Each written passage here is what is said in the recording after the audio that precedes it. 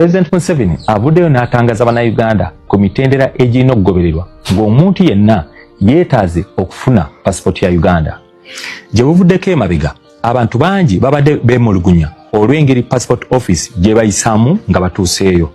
Ekyokulabirako, bw'ogenda okusaba passport bakubuuza ekikakasa nti oli munnayuganda. Wano abuuza waaba abuusabuusa enfaananayo oba erinnya lyo, akusaba oleete bazadde bo. Ekyokubiri, obabuulire ebikwata ku kika kyo, gy'ozaalibwa, omuziro, olulimi lw'oyogera, bazadde bo gye bazaalibwa, n'ebirala bingi nnyo.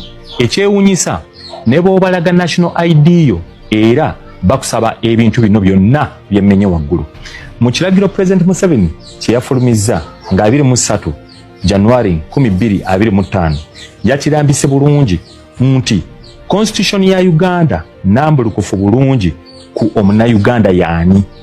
Ekyokubiri, yatangazizza nti etteeka lya Citizenship and Immigration Control Act Section 40 Cap 313 ligamba nti National ID y'emu ku bisaanyizo ebisookerwako ng'omuntu yenna yeewandiisa okufuna pasipoti ya Uganda.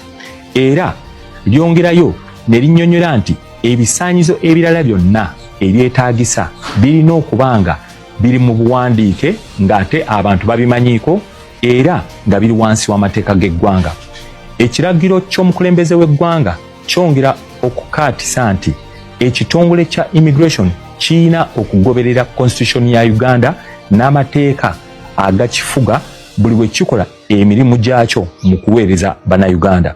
President ddala yawandiise ekiwandiiko kiwanvu era nga mwe muli n'okutangaza kw'abo abazaaliddwa mu Uganda naye nga bazadde baabwe si bannayuganda n'emitendera gye balina okuyitamu okufuna passport nga bwe kirambikiddwa mu mateeka ga Uganda. Kiki ky'olowooza ku biragiro bya President Museveni? Yes, oli ku Yugi Update TV kusinzira okuba ng'otuwuliriza era nga nkutegeeza nti okola kyamaanyi nnyo okubeera ku mayengo gano. Ng'omukwano gwange yenna atanaakuba ng'otwegattako kirya wansi waliwo ekigambo subscribe kikoneko ojja kuba ng'otweyungako ddala bulungi nnyo. Enamba y'essimu eyo gye mulaba abaagala okola advertisement, abaagala okulanga, abaagala advertisation kolera naffe kubalangira bizinesi zammwe olokola adverts mwenna tubaaniriza. Enamba y'essimu gye mba muyitako ya WhatsApp ojja kuba nga otufuna gwe omukwano gwange ali eyo ampuliriza.